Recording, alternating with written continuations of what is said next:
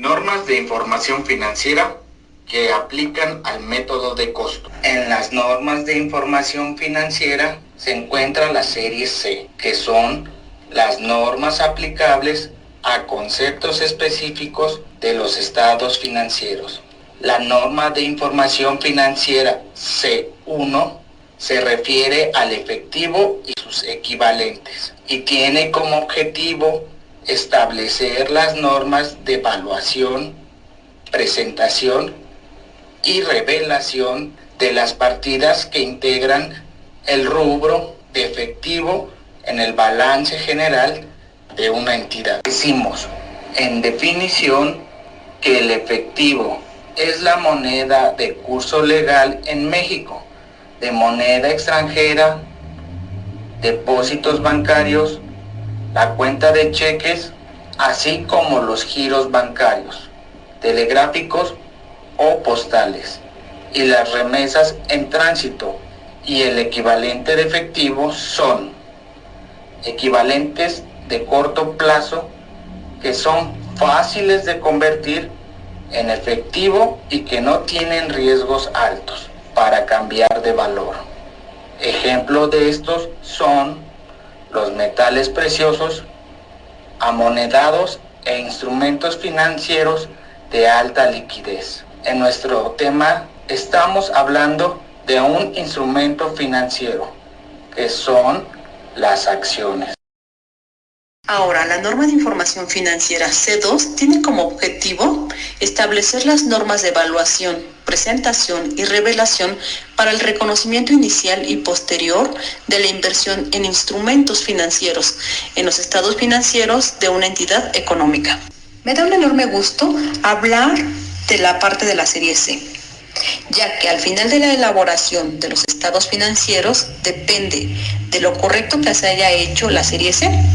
Si la serie C está incorrecta, pues hay un altísimo índice de probabilidad de que los estados financieros tengan ese error. La norma C2 en el apartado 40 nos habla de las normas de evaluación, en su apartado 50 de las normas de presentación y en el 60 de las normas de revelación. Normas de evaluación encontradas en el apartado 40 de las normas de información financieras C2, que nos dice que el reconocimiento inicial de una inversión es un instrumento financiero. También que al efectuar una inversión en un instrumento financiero, cualquier costo de transacción debe reconocerse de inmediato en la utilidad o pérdida neta. La compra o venta debe reconocerse en la fecha de concertación, que es aquella en que se transfieren los riesgos y beneficios de la inversión en instrumentos financieros. En el párrafo 43, esta norma nos habla también del reconocimiento posterior. Por ejemplo, en el 43.1 nos dice, con posterioridad a su reconocimiento inicial, una entidad debe evaluar los instrumentos financieros y los instrumentos financieros de compra o venta a su valor razonable, con base en lo establecido en la norma B17.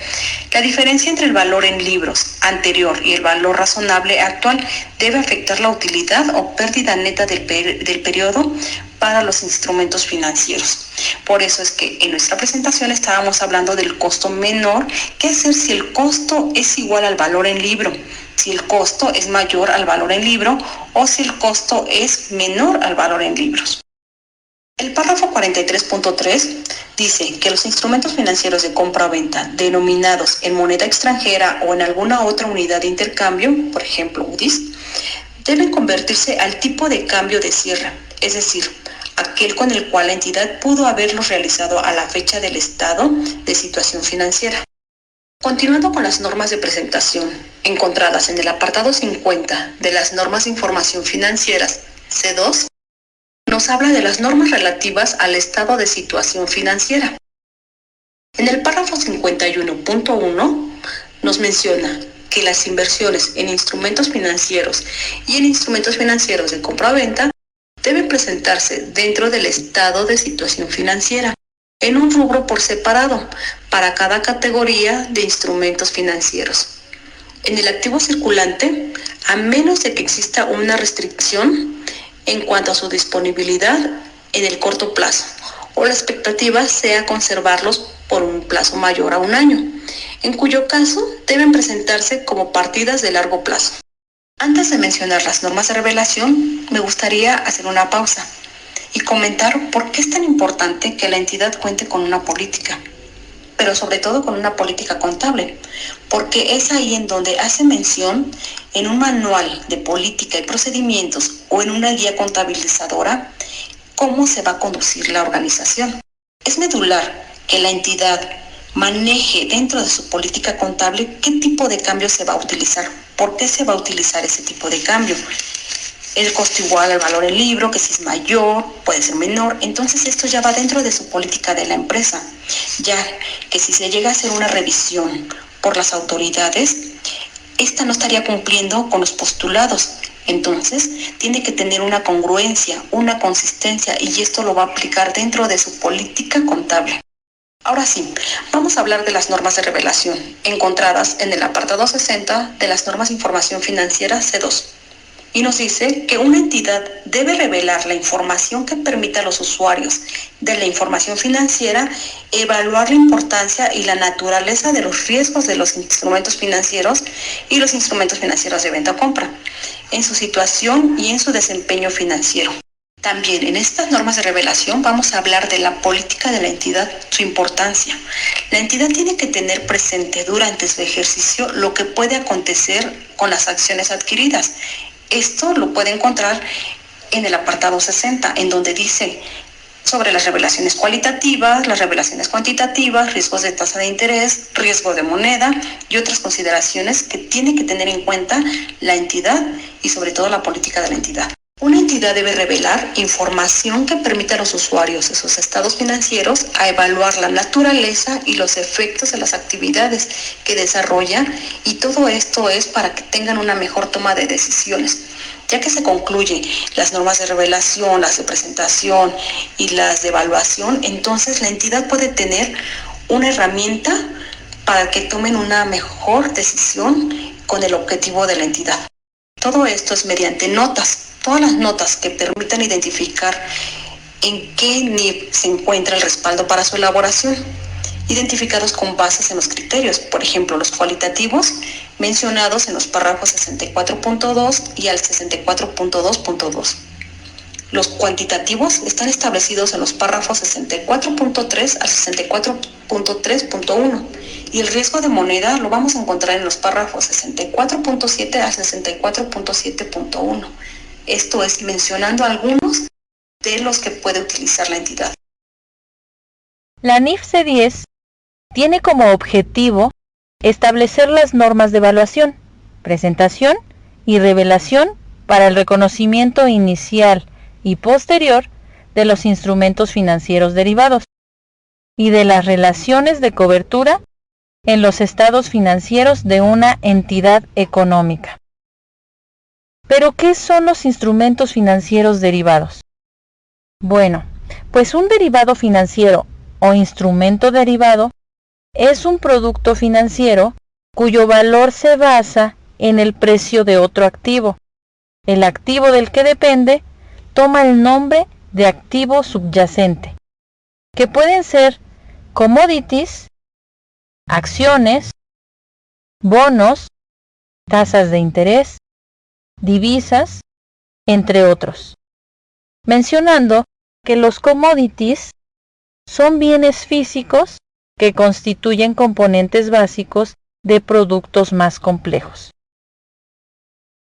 La NIF C10, en su apartado 40, nos habla de las normas de evaluación, que son los instrumentos financieros derivados, los cuales deben de tratarse como acciones vinculando a un valor de un activo.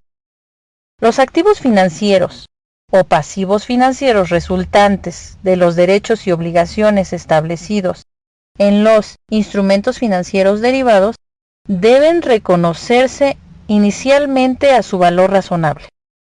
Una cobertura de valor razonable debe cumplir con los criterios para que califique como tal. En el apartado 50, la NIF C10 nos habla de las normas de presentación, las cuales nos dice que las entidades que cuentan con acciones presentadas a sus acciones como el efecto del cambio en el valor razonable de los instrumentos financieros derivados, que se mantienen con fines de negociación, presentándolo en el estado de resultado integral, en el resultado integral de financiamiento. Para activos y pasivos que son cubiertos conjuntamente en una cobertura de valor razonable, el efecto de la ganancia o pérdida por el ajuste a su valor razonable debe presentarse en el estado de situación financiera. En el apartado 60, la NIF C10 nos habla de las normas de revelación, las cuales deben revelar en las notas de los estados financieros de acuerdo a la política de la entidad y a su naturaleza las siguientes notas. Información cuantitativa. La estrategia de administración del riesgo. En el caso de relación de cobertura de valor razonable, debe revelarse preferentemente en un formato tabular. La inefectividad reconocida en la utilidad o pérdida neta. Continuando, mencionamos la NIF C12, instrumentos financieros con características de pasivo y capital. En su párrafo 40 encontramos las normas de evaluación, en la que se determina que algunos instrumentos pueden tener la forma jurídica de capital, pero sustancia económica de pasivo. Un ejemplo de ello son las acciones preferentes. También nos dice que una acción preferente puede tener un monto de redención y que las acciones que representan el capital variable pueden tener una cláusula que establezca que éstas pueden ser redimidas. Con la aprobación de una asamblea de propietarios, se pueden emitir opciones de reembolso y adquisición de acciones, y en algunos casos se prevé que puede pagarse un interés a cierto plazo por acciones emitidas. Es de suma importancia conocer las normas de presentación. Estas se encuentran en el párrafo 50 de la NIF C12 y nos mencionan desde su reconocimiento el instrumento que califique como capital se debe presentar como capital contribuyente.